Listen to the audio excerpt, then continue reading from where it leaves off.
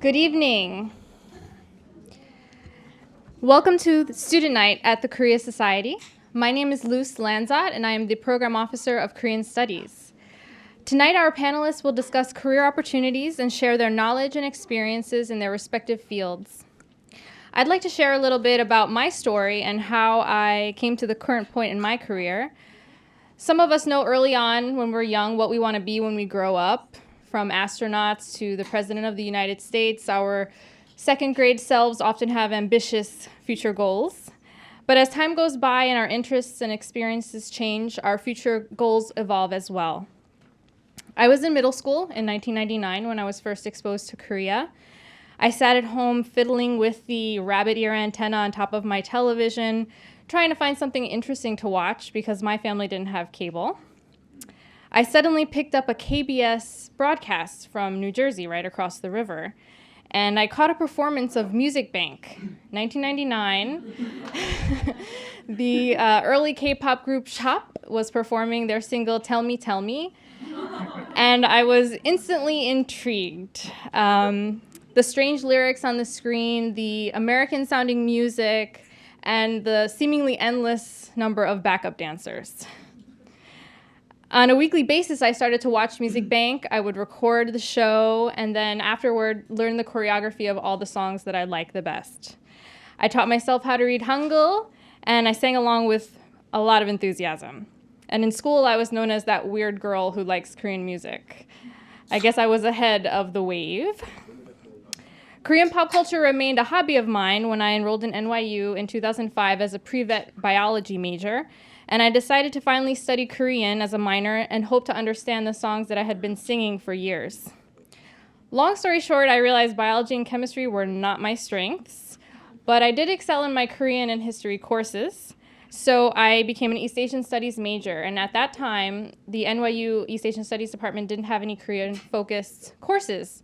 So I became an intern here at the Korea Society in the development department. The Korea Society's mission to promote greater understanding between the US and Korea seemed like a perfect fit for me, and I greatly enjoyed supporting their special events and fundraising to help TKS achieve its goal through arts, film, education, policy, and business programming. After my wonderful experience as an intern, I was fortunate enough to be hired in 2009 as executive assistant to the president, and shortly after I became program officer in Korean Studies. I now manage educational and family programs, which helps teachers, students, and young children develop an interest and love for Korea as I did. With my past, I feel very privileged to share my passion for Korea through the Korea Society's educational activities. I look back at my experience and realize that you never know what can influence your career path, and so I encourage you to be open to anything. You never know where you'll end up. I'd now like to introduce my colleague, Claudia Pack. She will introduce the discussion. She will moderate the discussion of our esteemed panelists. Thank you again for coming, and I hope you all walk away with a newfound knowledge for navigating your futures.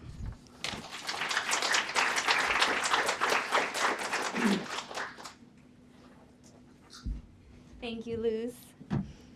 So before we get started, I would first like to thank this evening's sponsors, Asiana Airlines, Cup & Cup, who provided tonight's food, and HR Cap, an executive search firm that is here tonight. And they have a table outside, so feel free to stop by and say hi to them after the program. Now, our plan for this evening is to have a discussion with our career panelists, and then we'll open it up to questions from the audience. We have several resource tables outside with materials on career-related exchange programs, internships, and other opportunities. So make sure you check them out. So tonight we have 171 students from 54 different colleges, with the largest number of students coming from NYU and Columbia, as expected. And it's a great opportunity to meet other students from different schools in the area, so make sure you stay later on to mingle. And now, can I please have all of our panelists come up on stage?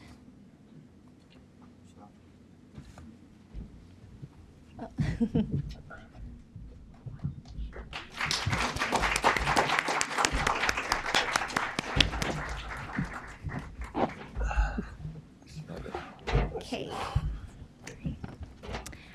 So first I would like, are we okay? Are we settled? It's cozy up here, huh? First, I would like each panelist to introduce themselves. So please include your education and career background. And Yeji, you get to go first. Hi guys, my name is Yeji Cha Beach, and currently I work at NBC for Late Night with Seth Meyers doing music production. Previously, I had worked at Carnegie Hall in marketing and at Brooklyn Academy of Music.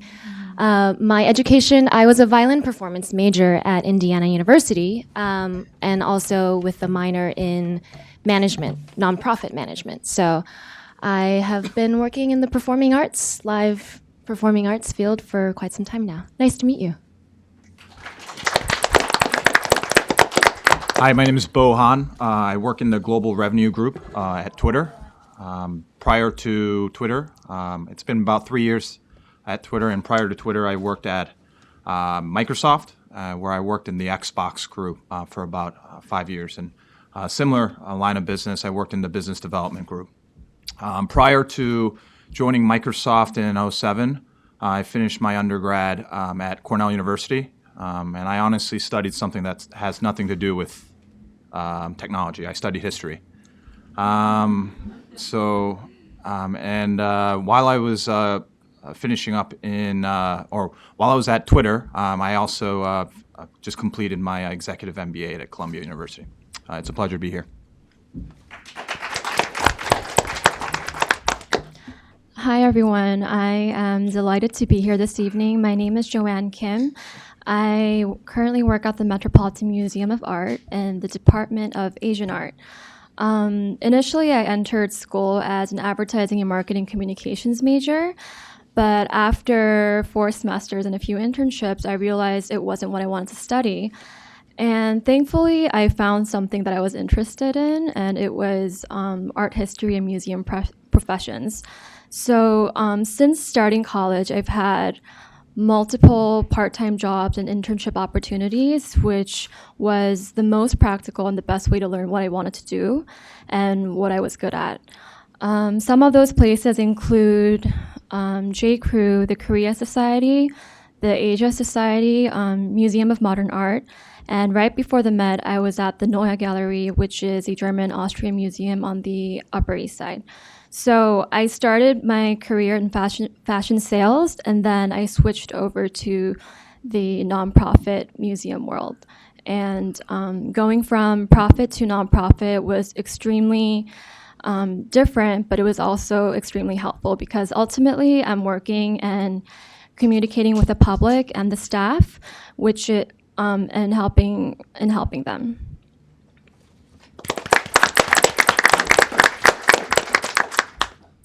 Hi everyone, my name is Johanna Kunozius.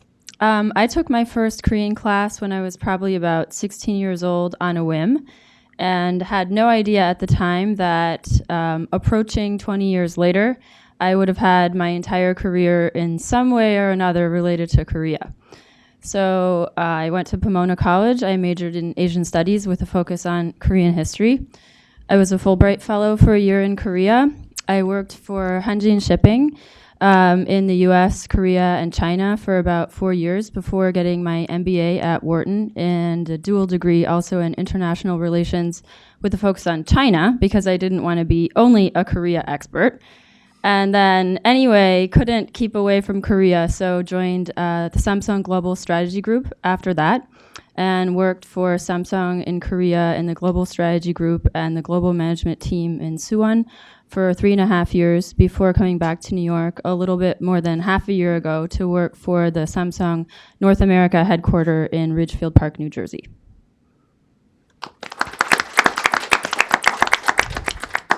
Hi, good evening. My name is Byung-Keun Min. Actually, I'm known as Min in my office because I usually make a joke with my name because I always introduce myself that my name is Min, but nevertheless, I'm not a mean person. So I think that's important because my profession is an auditor, so I need to break some ices when I start auditing or something. So, okay, that's my name, and actually I studied in Korea, actually, throughout the whole university level, and actually, I also started my career as a CPA in Korea. I worked for 8 years with the Anjin Accounting Corporation, which is part of the or member firm of the Arthur Andersen, which is now purchased by Deloitte after the incident of Enron and these things.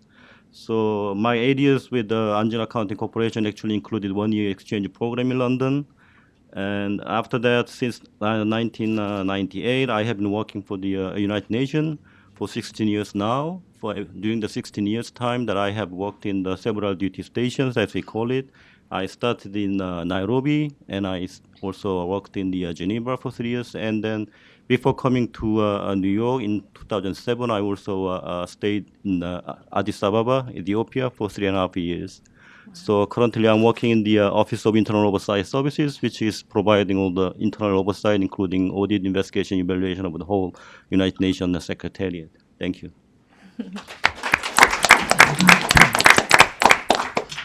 Everyone's really good, so I don't know if I can do as well. First, my voice is kind of gone because I went to Kim Tae concert yesterday, so if you can't hear me that well, I'm sorry. I was screaming the whole time. All right, my name is Justin Park, born and raised in Korea, came here in high school. So back in 2002, I went to NYU for undergrad, Stern School of Business, studied finance and management, and had a minor in math, so a little bit more to the number and math background. I interned at 3 places, including Merrill Lynch, APG Asset Management, and Altifest Investments, mostly towards the sales or client-facing roles, as well as a research analyst role, so more towards looking at companies, evaluating and see how much they're worth. After I graduated college, I've been working at JP Morgan for about 4.5 years now. It's pretty crazy to say that. So 4.5 years at JP Morgan, all with asset management. So I did about 3 different roles, something more analytical as well, but now I work at the alternatives team. So I help with the strategy for hedge funds, private equity, hedge fund of funds, about 140 billion in asset. I help with the sort of a strategy for the business as well as the sales. So nice to meet you guys. Wow, so that's a very diverse group we have here. We have Korean companies, American companies, a non-for-profit, an NGO, corporations, Koreans, Americans, and Korean Americans. So I would love to hear how or why you all ended up where you did, including a little bit about the recruitment and job search process. So we'll start again with you, Yeji. So after graduating college, I knew I wanted to work in the performing arts world. And I went to school in Indiana, but I was not planning to stay there. So I had an internship at Carnegie Hall working in marketing department. And that internship turned into a real job. And I was there for about 4 years. And it was incredible to have Carnegie Hall be my first job place because, the best of the best come to perform at Carnegie Hall.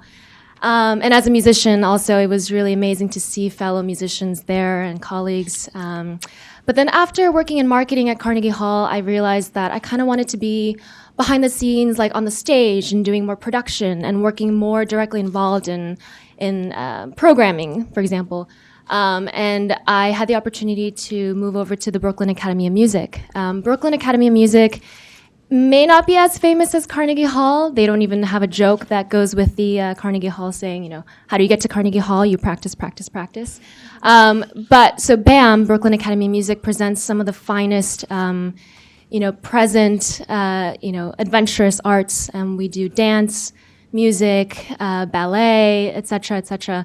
And I started working in production there. So production meaning once guests, musicians, or, groups are booked to perform at BAM, I would deal with logistics of how to get them here, their rehearsal schedule, their contracts, etc. I was only at BAM for about 1.5 years when a former colleague had made a switch over to NBC. And this was when Jimmy Fallon took over The Tonight Show. And so Seth Meyers, who was on SNL, decided to take over the Late Night Show. And she asked me if I was interested in doing production for a TV show. And I didn't know, honestly. I've never worked in TV before. I was only in, live performing arts. at a nonprofit, but I felt like, why not take the chance? Work in television. I'm still working with artists, so I decided to make the change. The interview process at NBC was intense. I met with a couple of the show's producers, and ultimately I got the job. Working in television is a whole different pace from working in just a regular, nonprofit performing arts organization. Every day we're putting on a brand new show. We tape 4 days a week, and no, we don't tape live like SNL, so I'm not at the office from 11:30 to 1:30 or something like that. But yeah, what were the other questions? Sorry. Just the recruiting process. Yeah, and maybe the job search process. I think you covered that very nicely. Perfect. Thank you. Thank you.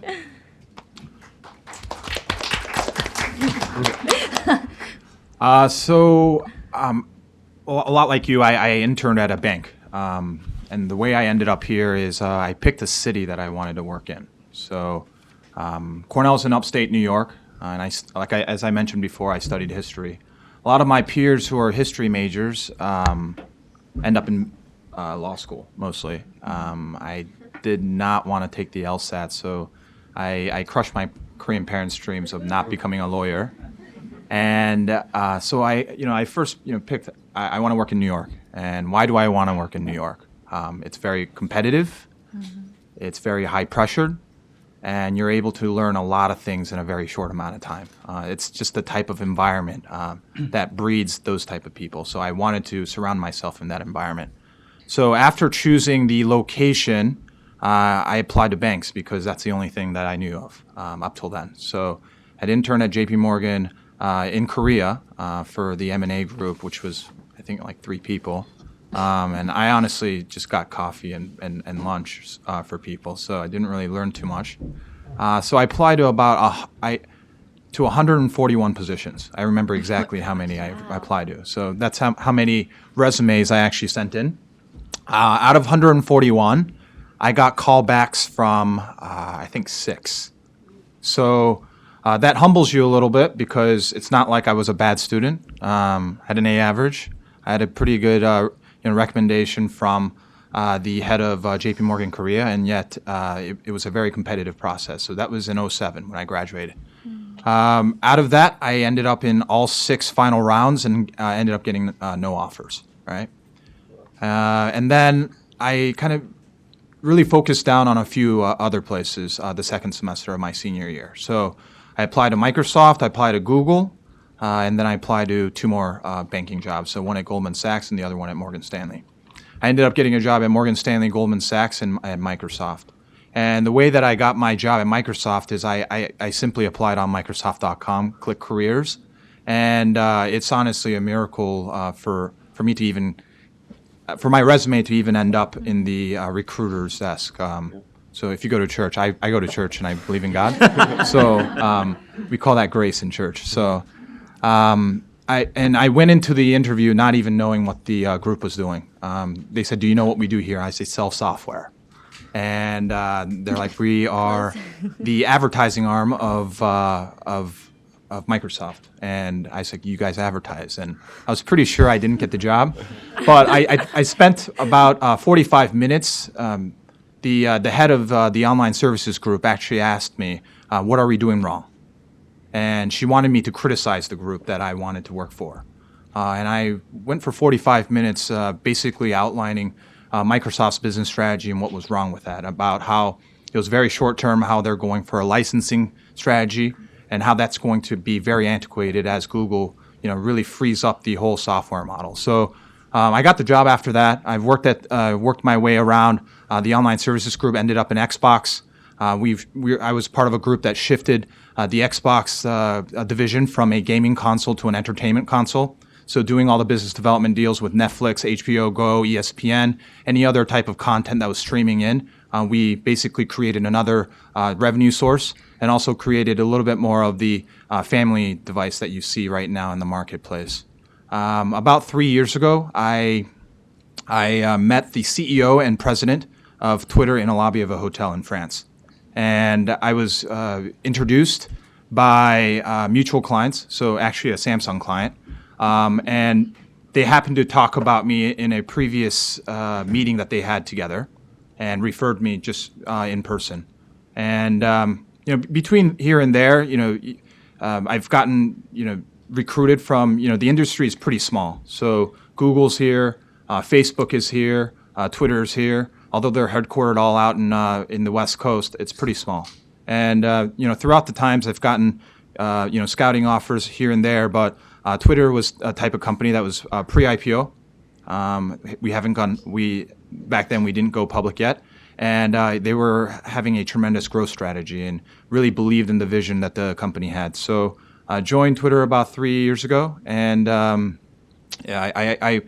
sit in the global revenue group. So I'm part of, I lead monetizing Twitter's platform overseas. So not only in the U.S. but also overseas. So I live on planes, but I've been in there for 3 years. It's been a tremendous experience taking a company public, and something that's very, very rewarding as well. So, yeah.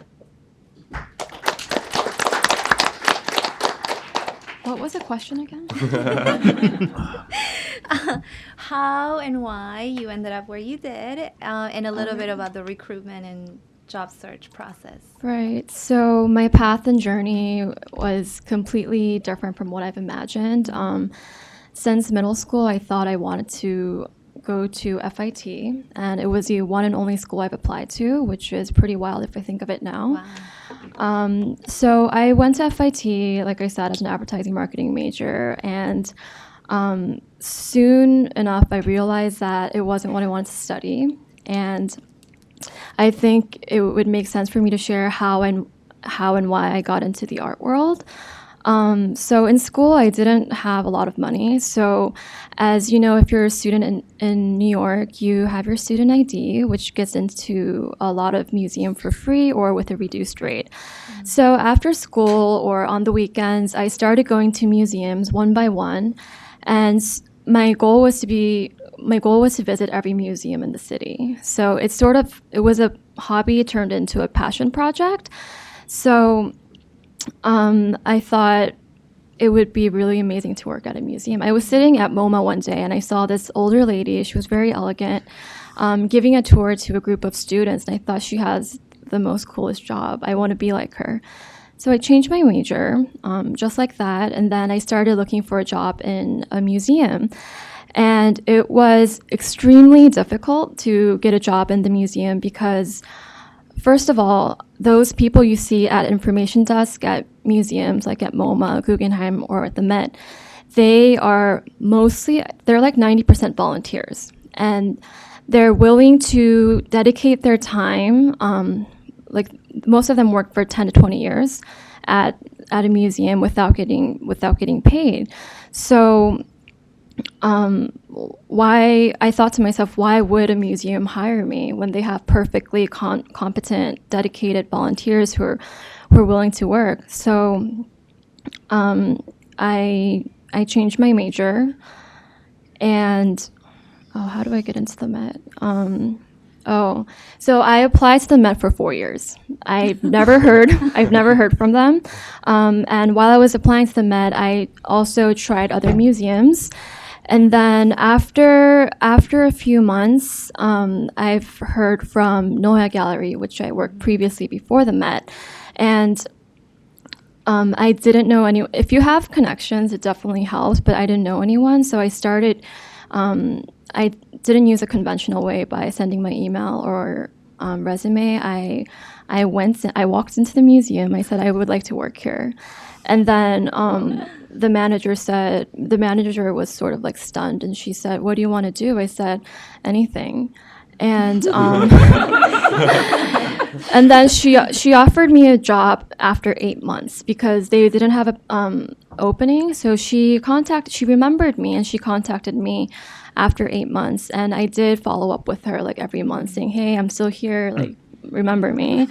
And for the Met, since I haven't heard for 4 years, I thought I was doing something wrong, or maybe I wasn't qualified. So I tried so many different things. I've changed my resume. I changed the font. I changed the spacing. I tried so many different things. And then like for nonprofit institutions, you can find the annual report online. So I found the annual report. I found the names of the people who actually worked in the department, and then I guessed their email. Like most companies, it's first name dot last name, and then the organization. So I guessed the email. The email didn't bounce back. So I think they circulated my email to HR.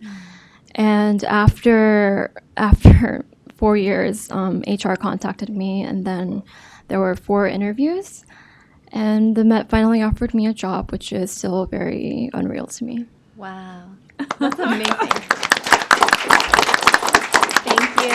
Now, Johanna?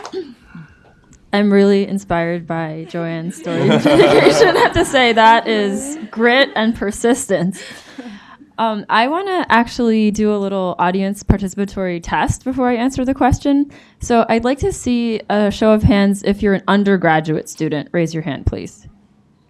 Okay, and now please put your hands down. And now please raise your hand if you're a graduate student. Okay, and now one more test. Please raise your hand if you want to work in Korea. Okay, and now put your hands down. And now please raise your hand if you want to work in the US in a Korea-related job. Okay, and now everyone else just doesn't care about Korea at all, and maybe you just are Korean, and that's the only reason you're here, right?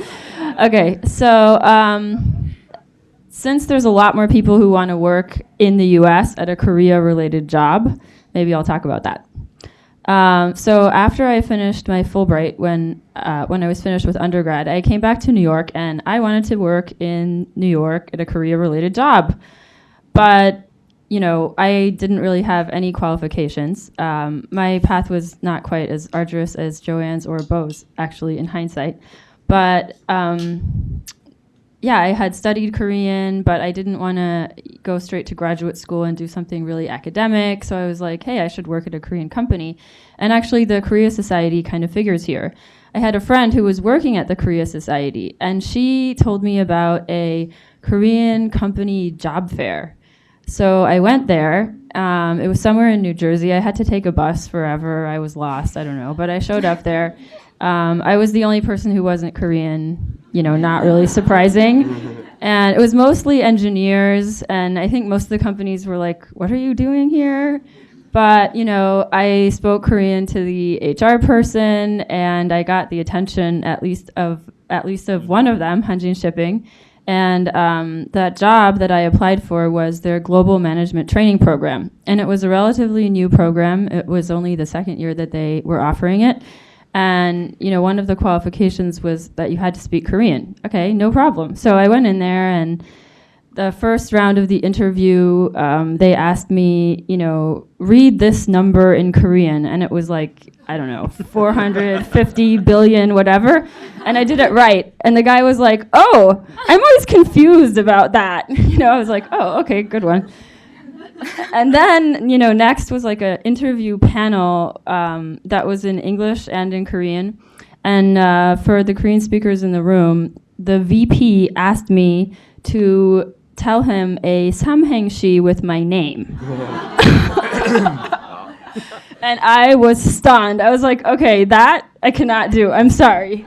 So I went home and I wrote thank you cards by hand. By the way, I personally am a big believer in writing thank you notes by hand immediately. But subsequently, I've interviewed a lot of people, and if you're like me, you write the evaluation of the interviewee right away. So write it by hand and like leave it at the reception desk.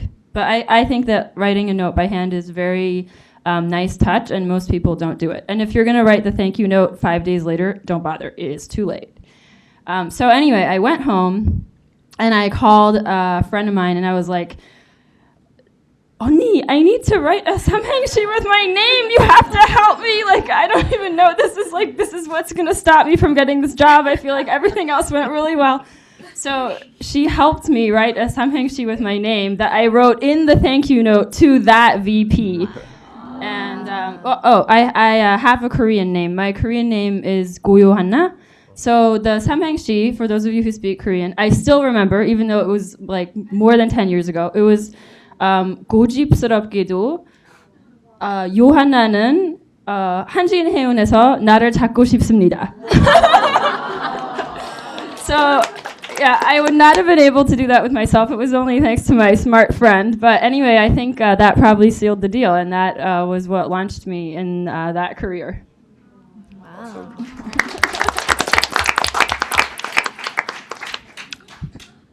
Okay, my turn. This competition is getting. I'll make some stories which I don't have. So.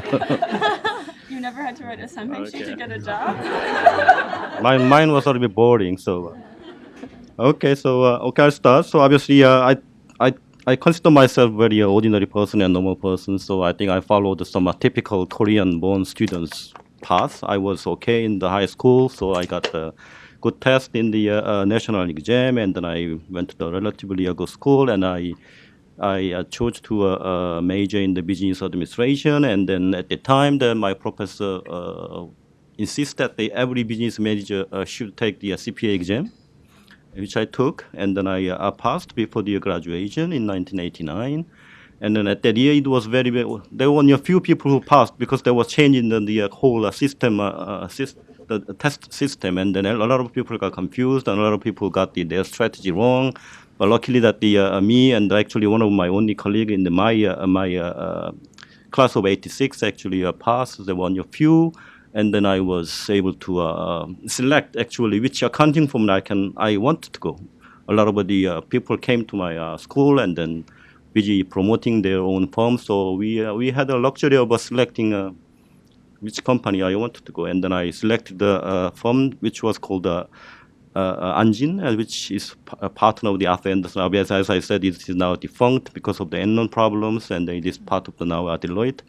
And then it was only relatively small, but it has very international. It has kind of international program that because they have a membership with the accounting firm in the U.S. and they actually have a program to send the new members to the abroad for training and then exchange program. Actually, that is one of the kind of attraction that I chose that firm, and that was actually a biggest selling point from that company at the time, because I always wanted to work in the kind of in the international environment.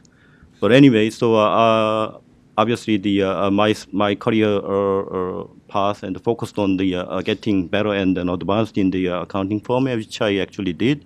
So as I said, I stayed for the 8 years, and I said the 8 years included 1 year exchange program in the London office, and which greatly helped to improve my English. So as you can see that I still have some Korean accent.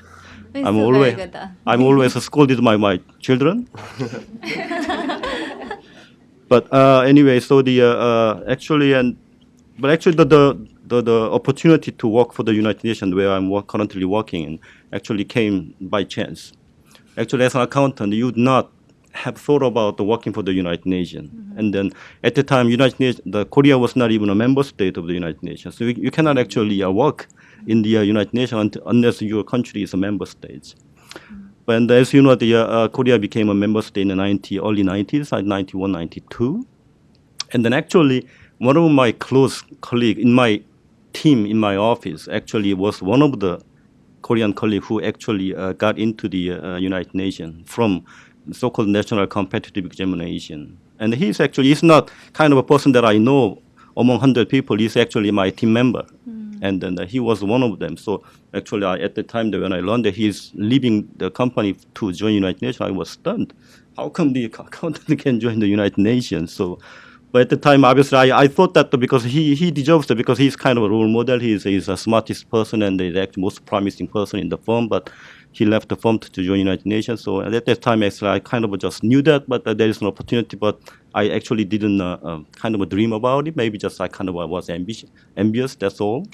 But actually, opportunity that I can apply for the United Nations actually also came by chance. It was 1996. At that time, there was no internet or there is no these things. It was 96. When I was working in the London, so I saw the small advertisement in one of the community newspaper in the London. It was just small one, just one. You circled it like in the movies? Actually, not me. Actually, it was my wife. Actually, I actually saw it. But I just didn't actually intend to apply because I was not sure about my English, etc., etc. But actually, it was my wife who encouraged me. Why not? I think that's the right question. Why not? So I just applied, and then I actually came to New York to take the exam in the January 1997. I still remember it was the rain was pouring, and it was a horrible day and cold. And then I took the exam in the General Assembly Hall, actually here, and I was so proud that I was able to sit in the General Assembly Hall at that time. But somehow I took the exam in the 19th January, and then I got my notification that I passed the written test in October. So it took a long time to get the notification for the interviews, and I did an interview. And I was already back in Korea at the time, and then I did a video interview. I had to go to the when was it? One of the big buildings in the KT, Korea Telecom building, to do the video interview. At the time it was 97, mind you. I need to borrow your computer. Then yes, I did an interview, and then several people, etc., etc. And then actually one of the questions they asked that about my job, about the accounting and finance and these things, and then also they asked about why I wanted to join United Nations, etc. And then after the interview, I received an offer in December to go to Nairobi, and then actually I didn't know where the Nairobi is actually at the time. So, but anyway, I just took it. I just took it, and then with a little bit of not hesitation, but because it's uncertain, because I didn't know the Nairobi and these things. But anyway, I took it, and I went there in '98 May with all my wife and my 5-year-old daughter at the time. And then since then, I moved around from Nairobi, Geneva, Addis Ababa, Ethiopia. Addis Ababa is in Ethiopia. And then now I'm working in the United Nations in New York for 7 years now. Great. Now, Min, is this process the same?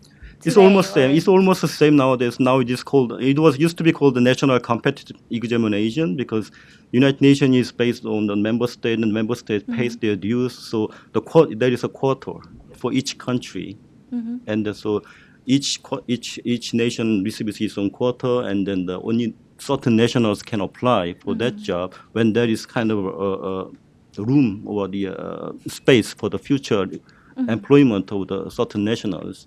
So actually, I said I took the exam in '97. Actually, there was no exam for 4 years after that for Koreans, Oh, because we already filled the kind of our quota. And then it was now it is called a Young Professional Program, YPP. Actually, not much difference, but except for this, we lowered a little bit bar, because now we don't need any experience. We just ask the first university degree. So to actually expand the pool of people to apply, and to start with the really young people to start with. So that's the only difference, but this process is all same. Yeah. Great. Thank Thank you. you. Just So mine goes kind of far back a little bit, because back in middle school or high school, I didn't want to come to the United States. I loved my life in Korea. I liked all my friends. I was very focused on doing pre-med for a long time, so I actually was studying for like pre-med science stuff all my childhood. When I came to the States, because my parents actually had a company which went bankrupt during IMF, so it was like the whole 2001, 2000, where we sort of came as a family to start a new life in the States. So I actually spoke no English. We had no family here. It was very difficult to just adjust and be here. When I first applied at colleges, I did half of them in pre-med, couple of schools in finance, but I didn't want to do finance. I only did Stern or NYU because it was close to home. I was living in Jersey at the time, so it was not by choice. I didn't know what finance meant. I just knew that it was more towards numbers, and I liked it. I didn't get into any of the pre-med schools that I applied to, so I had no choice. And I was left with sort of 4 schools that were all towards econ or finance, and I just took the school that was closest to my house. So I wasn't planning ahead as to what I wanted to do in that sense. Luckily, when I came to NYU, the best thing that happened to me was that it was in the city, so you could work during your school years. So for me, I interned every semester since my sophomore year, first semester. So I worked 6 semesters and all summer. So I kind of liked working, and I kind of knew that I wasn't that good at studying at that point. So if I wanted to get a good job, I wanted to have a better resume in terms of the internships and stuff like that. I also was very into sports. I sort of had that as a background and started just meeting people and working. So as I was going through all the internships, which was 3 of them over 3 years, the story is kind of similar to Bo's because I also graduated in 2010. So finance usually starts recruiting during their junior year, first semester. So it would have been 2008, 9 when I started recruiting. Funny story. He said 141 resumes. I think I was at about 160, 70 as well. So Wow. it just wasn't a. So think about this. So I was applying to 170 companies, and around the number, let's say 30 or 40 companies go bankrupt in like a month. So you have these companies that are coming up and trying to recruit you, and those companies just disappear out of nowhere.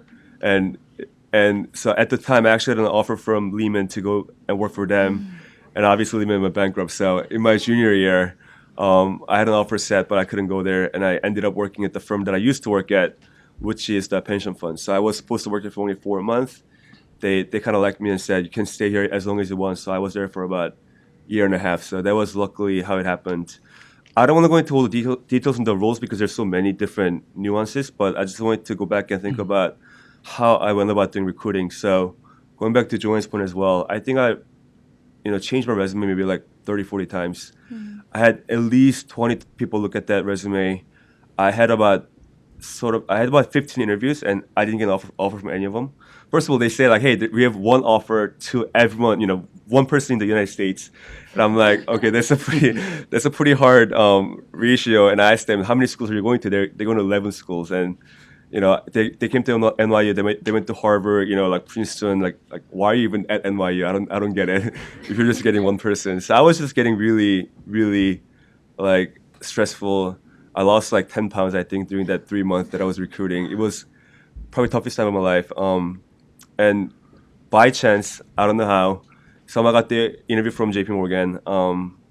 It was like 8:30 in the morning. They just called me and said, hey, we saw your resume from someone that we know. We would like to do a phone interview. When would you be available? So I said, I could do it right now. So we just had a sort of a interview right then.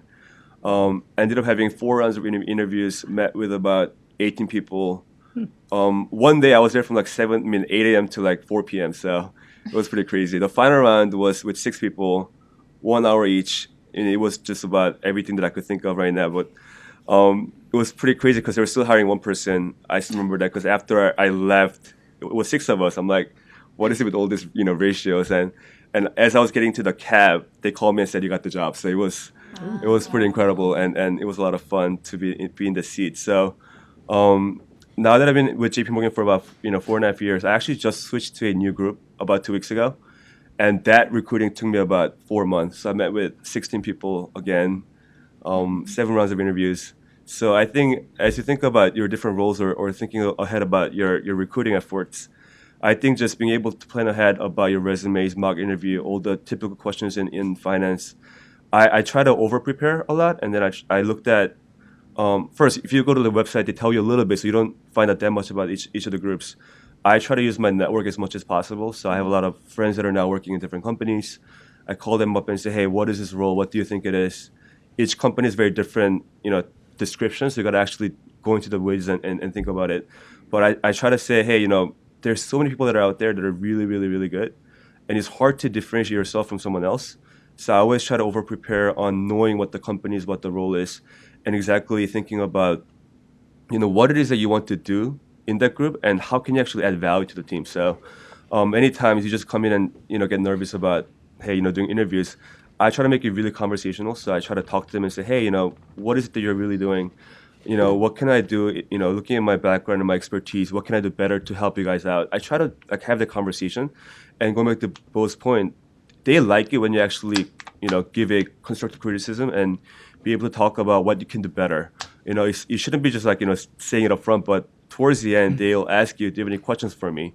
And I sort of, loop in that question at the end and say, hey, what are you guys doing that's very difficult in your industry? I would like to know about it, and sort of have a conversation that way. And with that, when I do the thank you notes or thank you letters, I actually put something around that as well in that email. So just looking back to the past, I guess 7-8 years that I've been recruiting or being involved in the industry, I think over preparing definitely helps.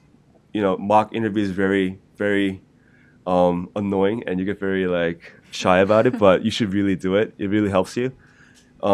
Things that you think that you're doing really well comes across as really being annoying sometimes. So you should know that.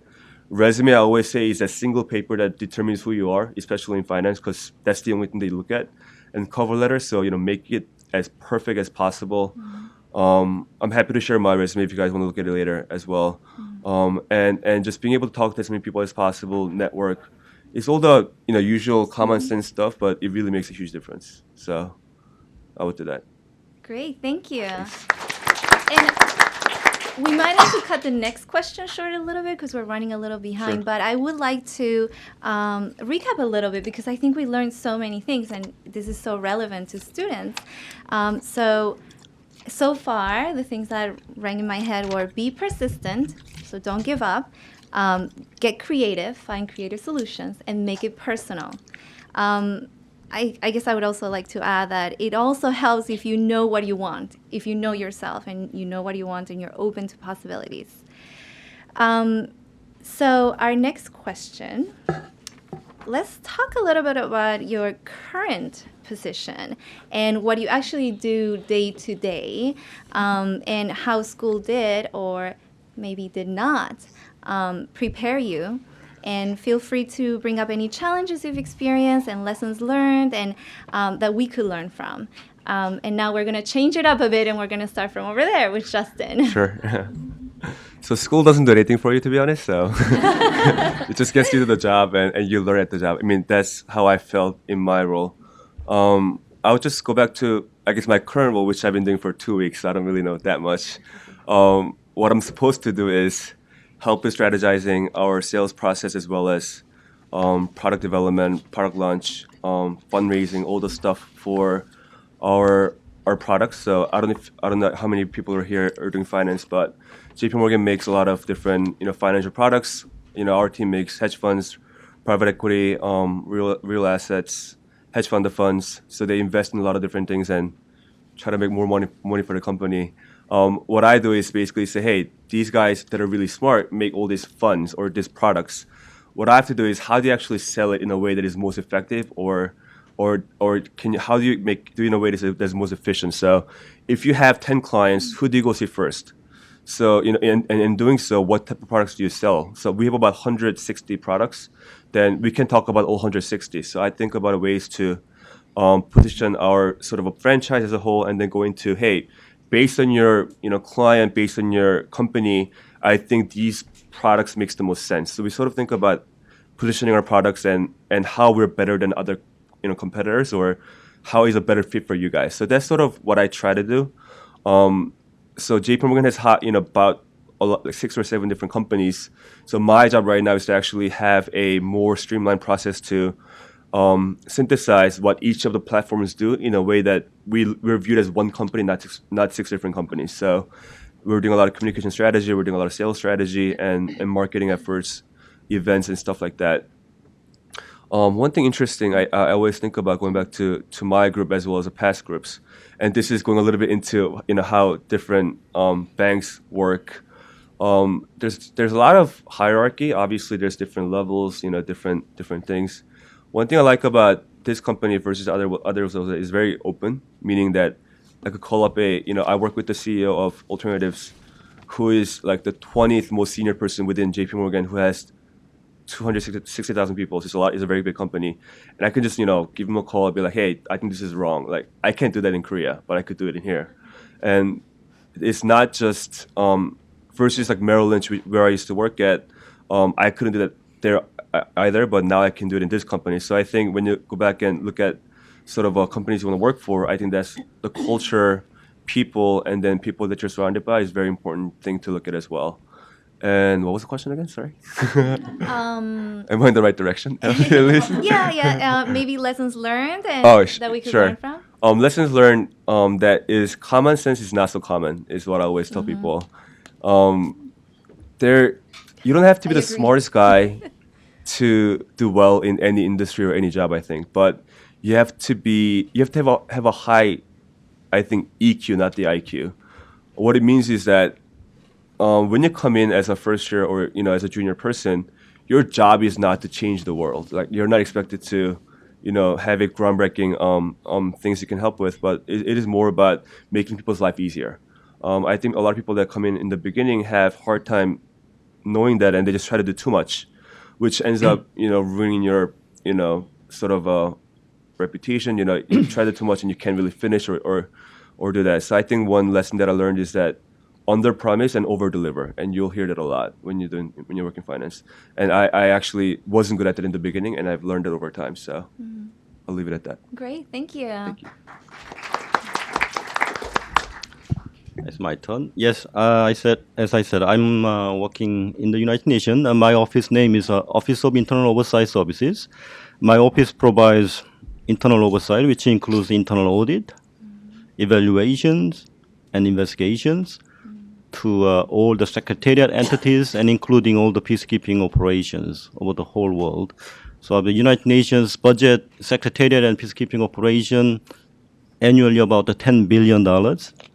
And then our office has actually about 300 staff members. About 150 is internal audit. We have about 100 investigators, and then we also have about 25 some evaluators and some other support staff. My current role, I'm working actually for the Undersecretary General, who is in charge of my office. Actually, Undersecretary General means just right under the Secretary General, so second rank in the United Nations. So my job is a special assistant to USG. So as I said, I used to be an auditor when I was working in the Nairobi and then Addis Ababa and Geneva. But when I came to New York, so I became the special assistant to the Undersecretary General. Obviously, special assistant, obviously is assistant, but because I'm a professional level, they just put the special to just make it a little bit different from the normal assistant. So, but obviously, as a special assistant, I do provide the day-to-day advice and then coordination and support for whatever she has to do. Actually, currently my USG is a she from Canada, and then so my job is to actually we have a lot of report reviewing. So we have issue about the 400 report per year, and my job is to ensure that my USG or I myself actually reviews all the report to make sure that it has all the qualities. And then once the report is issued, and the recommendation follow-up is also the responsibility of my office. So I do that with my staff members. And then because of the U.S. Internal Oversight and the General Assembly, our member states, they are very interested in our work. And then one of the most important job is to interact with the General Assembly and the member state, provide the information they want, and then to go to their sessions and answer the question and coordinate, etc., etc. That is my current role. So working in the United Nations, so what can I say? So it's the United Nations, so I'm actually always proud, and I will continue to be proud to be part of that good organization. I actually usually describe my organization as a good organization. I wouldn't say great, but okay, great. Yeah. I think I like the word good better than the great. I think good is just simple, and it's really good company because we try to do good work. Right. So it is our core business of the United Nations, as you may know, it says peace and security, development, and the human rights. So that's all we do. And then, so my office is located in the headquarters building in the First Avenue, 42nd Street. So every morning when I get into the office, I feel like I'm entering into really a different world, a separate world, which is just focusing on the good work. And so I'm always saying, obviously making money is also good, but our office in the United Nations is more concerned about how to use the money rather than actually making money. So we are always concerned how best and how more efficiently and more effectively we want to use our money to achieve our main goals, as we just said, peace and security, human development, and the human rights. And then I continue to be proud to be a part of that. And then just mentioned that one of the good things or the interesting thing working in the United Nations is a diversity. I think I have, including my USG and the Assistant Secretary General, I think I have about 8 people, and we have 8 nationalities. Koreans, Canadian, Kenyan, Croatian, Bangladesh, Philippine, American, and then the Australian. So that is common for any other offices. So when you have a meeting about 20 people, you easily have about 15 nationalities. And as I said, they all speak very different, their own English. Jinglish, Jinglish, Congolish, Singlish, and the way of naming. So they all speak their own. So is that ever challenging? It's not challenging actually. When you actually hear American English, that's challenging. So, because that's kind of a very foreign to me. Because we are all used to all different kind of Englishes. So when you actually hear the British English or the American English, oh, okay, it's new. Or the Australian English. I wonder what yeah. Johanna has to say about that. So that is really one fun part of the being of the working in the United Nations. And then I think one of the, as you just mentioned about the lessons learned and advices, I think I agree with the Justin that the delivering more is important. But I always say that the actually I used to say that the 2% difference is not actually 2% difference. The difference between 98%, 122% is not actually a 4%. It's actually more than 100% difference. Right. When you deliver 98%, you didn't deliver it. Right. When you deliver actually 102%, you delivered really well. Right. So that is one thing that I would like to. I actually see in my organization. So that happens all the time. So if you deliver 98%, actually you always set you high didn't deliver. It standards. didn't happen. So 98 actually doesn't count when you don't achieve 2%. Right. So that is some. So as I said, the United Nations is always concerned about the efficiencies because we are in the business of spending money, and our actually mandate is to spend the money well, efficiently and effectively. Right. So that is what I wanted to say. Yeah. Thank you so Thank you. much. Well, I see that people are beginning to get a little fidgety, and I also think that everyone wants to work in different industries. So I'm going to skip about talking about my job. You can ask me about my job after if you're interested. I'll just go to the advice about working. I would say that attitude is the most important thing. I think that showing that you're a team player counts for a lot, and an adage that is commonly used is that your job is always to make your boss be successful and make your boss look good. You keep that in mind, and move on to Joanne.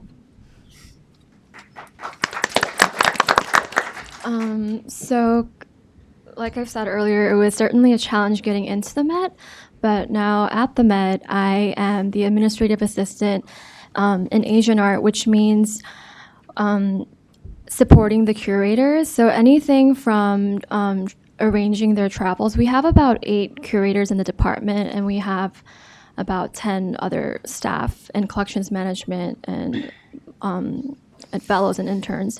I manage all their travels. So sometimes I feel like a travel agent.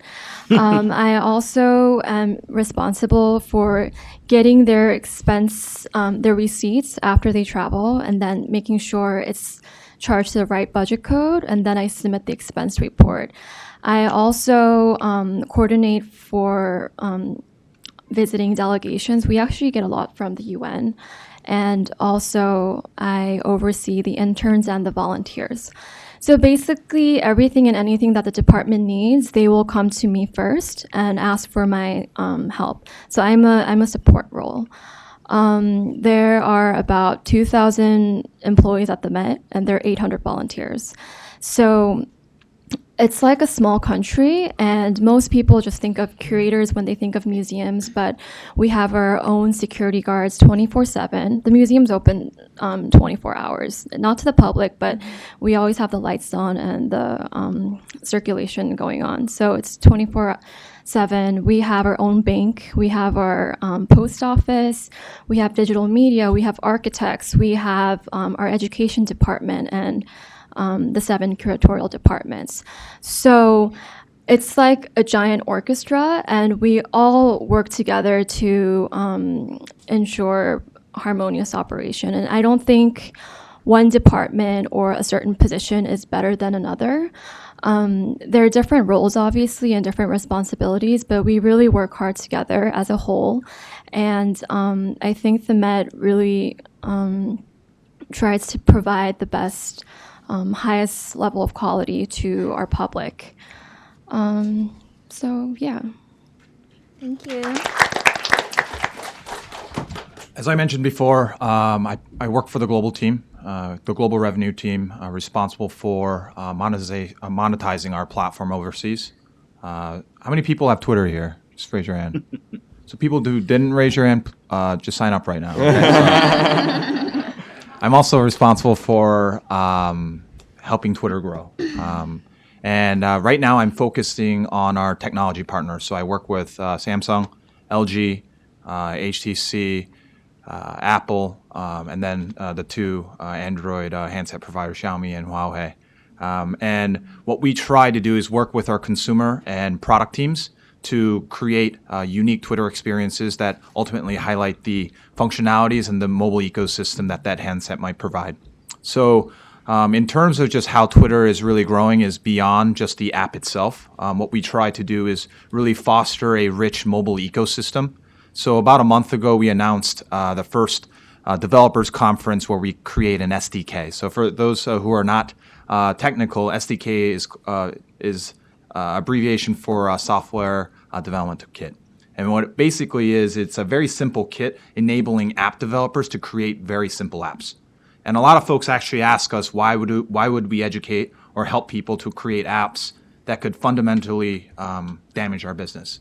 But at Twitter, we're a little bit more of a we believe that the better the mobile ecosystem, the better it is for Twitter. So as you see, just as you consume media, whether that be on television or any other apps, you see a lot of hashtag and tweets, right? So the better that the environment grows, the better the syndicated reach there is for Twitter. So if you guys are a little bit more interested in the technical aspects of it, I can talk to you about it a little bit more. But in terms of just my college experience or just my experience when I was a young child, really helping me be where I am right now is, I'll say two things. One is be confident, but more importantly, be humble, right? And that could dictate a lot of things that you do when you approach each opportunity. So when I was in high school, as one of my summer jobs, so my father is a pastor, so I did not grow up in a very affluent family, and I did what I can do to actually provide or contribute to my family. So one of these summers, I went door to door and sold kitchen knives. Wow. And I think just direct sales experience has really kind of built me who I am because no matter what experience or where you work at, you're always going to sell yourself, right? You don't sell the product, you sell yourself, right? For me at Twitter, I do sell Twitter's vision and Twitter's future, but I also do sell myself. And I believe in Twitter's vision and future. I'm also very thankful and proud the fact that I work there. And because of that, I actually show that in my day-to-day. And what I quickly noticed going door to door selling kitchen knives is people are not going to buy the product because of the product. People are going to buy the product because of who you are. And that is something that you have to honestly, think about when you go through your interview process. So when you're, approaching your interview process, you have 30 minutes or an hour to sell yourself, right? And I think that a lot of young folks have, I'm young too, but they're younger folks here, right? So just my word of advice is, a lot of folks come in entitled, right? And I think that is just an aspect of our generation because our parents did all the hard work. Our parents actually moved here and raised us here, right? So they did all the hard work and we reap the benefits of our parents, right? And because of that, we've kind of grown up in an environment where it's very soft. And we, stop learning what it is to work for something, right? So the first, my first word of advice is come into an interview very humble, because I come in every day to Twitter humble. I pray to God every morning saying, thank you for my job and thank you for the life that I have because I'm enabled to do great work every day because I have that mentality. So the first thing you do is come into every interview with a little bit more of a humble aspect. Because if you are humble, you prepare. Because this is an opportunity that you don't deserve. This is an opportunity that you've been given, right? And that slight difference really dictates how you prepare for these interviews when you come in. And so, when you're selling yourself, don't talk about what you know about the company. Don't talk about what you read in the news about this company because guess what? I read the news too, right? I read a newspaper. So, really start determining or, articulating what is that you can do that would be a value of this company? Why they should hire you? What are the intangibles that you bring to the table, right? As I see here, there's a lot of Korean students here, and I think that is one intangible that we have inherently, is that you're Korean, and you're sure that you're Korean, right? And you should use that to your advantage, right? I'm proud that I'm Korean. And the reason why I work hard every single day is to make other Koreans, when they look at me, proud. We see that in the Olympics too, right? Korean athletes make other Koreans proud, right? And so when you are representing yourself, you're not only representing yourself, but your faith, but also your nationality and your national identity, right?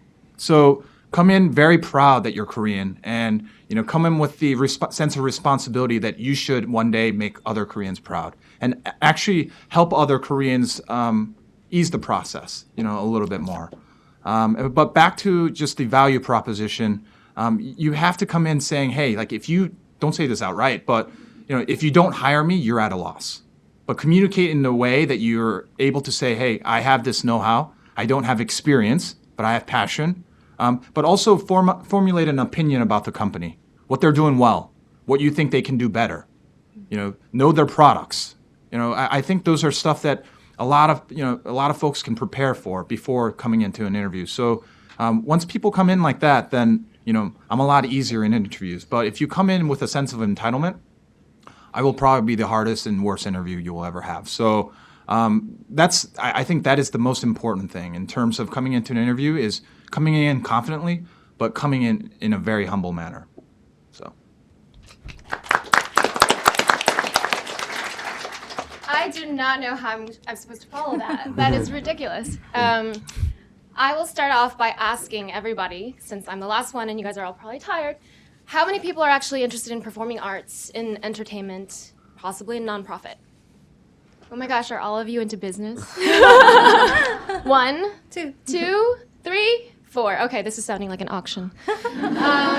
Okay, so for those 4 lovely people who are interested in performing arts and to entertainment, so my day-to-day at NBC, working for Late Night with Seth Meyers. You guys watch Seth Meyers? Do you know Seth Meyers? Do you love Seth Meyers? Yes. More than Jimmy Fallon, right? So let me give you a really direct example. I work with music production. We had Kanye West, everyone knows Kanye West, on our show back in March. And this was only like a month into the start of our show.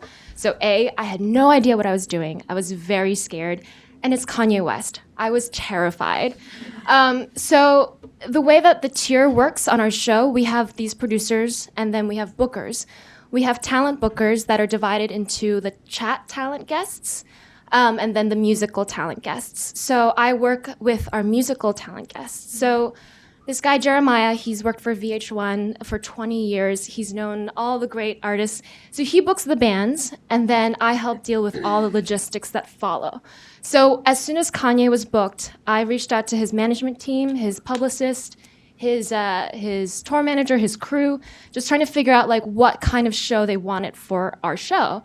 And immediately following that is just logistics of, how to get Kanye to our show, what kind of, music, what kind of sound, what kind of lighting, what kind of stage. So finally the day came. Kanye was only 1 hour late to sound check. Only 1 hour. We were all expecting him to be like 5 hours late. He was only 1 hour late. He was very professional. He is where he is right now because he knows what he's doing, and he's humble. Although that might not seem like it when you read about him or watch him and kind of judge who his wife is and things like that. But he is a professional, and he showed up late, yes, but he knew exactly what he wanted for his image and to make his. So he did a medley of like 5 different songs from his different albums. And when our camera directors were doing one thing or another, he would stop and he would politely say like, oh, how about, can you do this and that? And it was just amazing, like, as someone in music production, to see a professional like that come into our space, our stage, and connect with our team to get the best result that he wanted for his performance on our show. So yeah, that was my Kanye example. Other things that I do also, I do the contracts for our musicians. We pay all of our guest musicians for their work. I deal with just all logistics to get them to NBC and to present really good art. On the other hand, I also work with our house band. So I deal with anything music related. Our house band is led by Fred Armisen. I don't know if you guys watch Portlandia. Fred is really cool. And that's like one of the biggest perks of my job, to be able to work with Fred. He's an incredibly talented musician, really humble person, really funny. So just whenever so we have a team of writers and we have sketches for the show, right? Because it's a comedy show. So whenever our team of writers have any music that they want to be involved in the show, I'm sort of like the liaison. So I work with our writers and our producers to figure out what kind of music they want, if they want a song in a particular way, if they want vocals or no vocals, whatever. And I deliver that. I relay that to our house band. And then every day is a new show, right? So we have this very tight window of like 4 hours during the day when we get to rehearse everything that we want to do for the taping that evening. So we tape at 6:30 every night. And we tape as if it were live, although it's not live. So we have a team of stage managers, crew, etc., and we work like clockwork. As soon as the countdown begins to start the show at 6:30, we are on. So any questions about that? I guess it's not Q&A session yet. Just one last thing. I guess the thing that I think about the most when I go into any interview or when I start working at a new job is always being like eager and asking questions. It can be stupid questions. It can be really good questions. It does not matter. Just asking lots of questions and being present, because you never know when the opportunity is going to come, and it'll come when you just happen to be at the right place at the right time with the right mindset. So, thank you. Thank you. Thank you so much. So now we're going to open it up for the audience Q&A. We have wireless mics. We have 2. So raise your hand if you have a question, and we'll give you the mic, and don't be shy.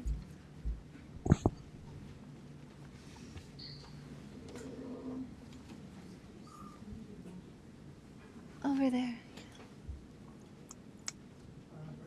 Okay. Hi. I don't think so. Okay. Hi, my name is Arjun, like Argentina, but no Tina.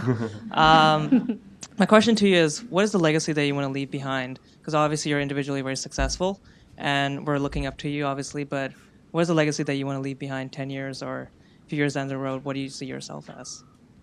Ask someone on the panel so that you don't get 10 answers and spend half an hour on it. Bo, if you have some feedback or if you have some advice on that. My legacy. So I've always made so when I was 11 years old, I made 3 goals, and it was very money oriented. So I made 3 goals. One was make $1 million before I'm 30. 2, make $1 billion before I'm 40. And then number 3, enjoy that $1 billion for only 5 years, and then spend the rest of my life giving it away. I think that if I just did 1 or 2, I would probably be miserable right now. But because I have the third one, I honestly do have a lot of fun every day. I really do. And I think that my legacy is more revolving around building others. And ultimately, what I want to do is have a nonprofit foundation with my father, very similar to what the Gates Foundation is, right? Bill Gates Sr. and Bill Gates have a foundation. So that's something that I want to do. I'm actually going to Nairobi in the first week of December because I sit on the board of this nonprofit called Many Hopes, and we build children's homes and schools right now in Mombasa, Kenya. So I'm going to Nairobi and then going up to Mombasa. But I think that when you have a reason to be successful, a reason to strive for something that is beyond yourself, you start pushing yourself in ways that you don't think it was possible. And lastly, once you start modeling a certain behavior that is not modeled after yourself, you start impacting a culture. So other people see that, what you do and how you behave, and they start adopting the behavior that you have. So that's my reason why, that's my reason for moving up in an organization, is having a better opportunity or a more visible opportunity to define a culture within our organization. So That's amazing. Thank you. Anyone else from the panel would like to add anything? That's a pretty good answer. So. So next question. So I'm very inspired by every panelist and what you said. That's very inspiring. But I have a question specifically directed to Mr. Min, who works for the United Nations. So as a student who's interested in diplomacy, I'd like to know what are different ways that people can actually get a job at the UN? And also, is there any specialized majors or any specific areas or experience that the United Nations is looking for from its people who wants to get a job there? Okay, so I think I can explain in about 5 hours or 5 minutes or 5 seconds. So obviously everything is available in our so-called career portal. Everything is explained in terms of the internship and then all the YPP programs or all other open position, etc., etc. But I just wanted to say that yes, you are majoring in diplomacy and international relationship, but United Nations requires all sort of talents. So I'm an accountant, so obviously they need accountant. And we also have engineers. So we have cartographers. So we have military people. We need a police commissioner. So we need all sort of talent because that's what we do. We do involve all this sort of the security, safety, and security development. Obviously, we need an economist. And then there are. So obviously, it's the United Nations. We do what the world is faced with nowadays. So we need all the talents, and. So, in the sense that there are many ways of getting in. So there are ways to get in as an intern. There are also ways to get in as a associate, as an entry level. There are always ways also to come as the mid-career or things. Or there are always ways to also get in as a high-level managers like USD level, ASD level. But there are all different ways of getting in. So it depends on where you are. But it's very hard. Actually, I just warn you that, as I said, our recruitment is based on the quota system. And for example, when I applied for exam for Korea in 1997, there was only 2 from the finance group that I applied. I don't know how many applied, maybe several hundred or 1,000.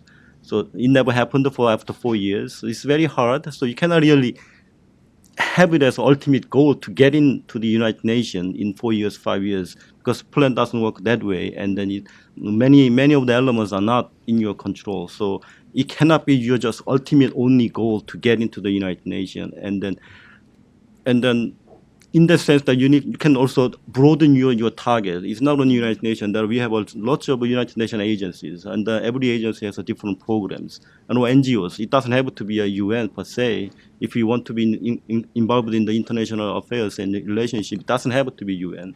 So I would like to ask you to be just a little bit more broaden your kind of a spectrum, not just because United Nations actually it limits your opportunities and chances to get into the actual UN in the later stage. So that's the advice I'd like to give you. Thank you. Thank you. Anyone else?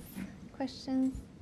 Oh, yeah. Hi, I'm sure that a lot of students here are under either an F1 student visa or a J1 visa, and they're trying to think about doing CPT, OPT, trying to get the H1B student, the working visa, or getting company sponsorships for green cards potentially. And might not apply to all of you, but maybe some of you have that experience of going from the student visa to the work visa to a green card. So if you could tell us some of your experiences or any stories from people around you. So that's a great question, but does it apply to anyone in the panel? Or I mean, I have tons of friends who it applies to, and I meet people all the time where I'm actually generally shocked by their naivete about the ease of the process. It is in no way an easy thing to do at all, and there are only certain industries that will sponsor. So, I mean, my advice is do your research well ahead of time. just from United Nations experience, actually, it is very easy. If you actually manage to get into the United Nations, because you don't need a green card or any visa to apply for the United Nations. Actually, United Nations provides you and helps you to get the so-called the G4 visa, which is for the international organization, which actually gives all the kind of benefits, including your spouse. Your spouse also can get the work permit. Right. So that's one of the kind of a good thing about the United Nations. So sorry. So the solution is work for the UN, but don't count on it working. Yeah, don't count on it. I mean, tech companies tend to give out a lot of H-1 visas. Microsoft gave out a lot. We actually hired a ton of lawyers so we can work around the limits of giving out H-1 visas because, so my advice to you is become a really, really talented developer because that's where all the H-1 visas go to is very, very talented developers. And they either are Korean, Chinese, or Indian. So you have that going for you. So, yeah. I think the challenge I came from Korea, but I actually started as H-1 visa, but got my green card more recently. So I don't have too much information. But every school or every sort of for NYU, they had a very good system in the OISS to sort of explain about what you can do and this is how you do it. I say just obviously people that are in your network or your school or your organization, just try to reach out to the people that are a little more senior than you are, and they're experts that actually know just about that stuff. Like they're guys that just knows ins and outs. I asked my 선배 when I was in school, and he was able to give me a lot of the information. So I say utilize a school program. It's kind of you get kind of lazy, but you got to do that stuff and just go through it. It's really not simple. It used to be much easier for finance as well. Now they don't really do it that much because it costs money. So I say just do your research if you can, and then ask the people that are around you. Great, thank you. So I think we're gonna take one more, and then we're gonna wrap up. Yeah, right here. Hi, I am Shinha from FIT, and I'm also studying art history and museum profession as John studied at FIT. And I have a little personal and specific question to Joanne about working at the museum is really academic and practical professions. So besides the internship experience or working experience, what kind of studies or research that you helped to be prepared for working at the museum? And also another question is that since it's non-profit institutions, what's the objective of the museums and the institutions? I didn't understand the first question. What kind of research and studies I did to get into the museum? Was that the question? Before you get into the museum? What course of study is useful? Experience. Oh, to be honest with you, when I was in school, I wasn't an A student. I was either busy interning or working part-time, so I was juggling 3 things at the same time. So school, I just attended classes, learned theory, but all the practical stuff you really learn during your internship. And whether you like your internship or not, you're going to learn something. So I think FIT is a great school for that. It's such a practical school. So intern and work part-time as much as you can. And it doesn't have to be at a museum. Like I said, I started in sales. So getting a sales job also, I just walked into the store. I walked into one of my favorite stores and said, I want to work here. And if you have that, like Bo said, be confident and also humble. Like sometimes they would ask me, like, what do you want to do? What position are you applying for? You could have an answer, but sometimes just saying, I would just love to be part of your company. So that's how I got all my previous part-time jobs. And same with your internships. Since it's hard to get a job at a museum, don't go the conventional route by sending your email and your resume and just sitting and waiting there. I think it's best to go to museum openings and try to meet people who actually work at the museum, and also participating in the lectures that they have. So really you have to go and meet people and network. So that's the advice I have for you getting a job at a museum. And also most museums, the mission statement is the same. It's to educate the public, providing the best professional standards to a lot of our researchers, students, and also collecting and preserving the collection in the museum. Did I answer your question? Thank you. Okay, thank you so much. So we're wrapping up here. I just want to quickly say that the Korea Society, does policy, business, and innovative cultural programming throughout the year. So please pick up our calendar or check our website for upcoming events. We would love to see you here again. And don't forget to stop by HR Cap right outside these doors. And now Taeyong, one of our development interns, is going to tell you how you can get free tickets for the New York Korean Film Festival next weekend. And let's do another round of applause for our great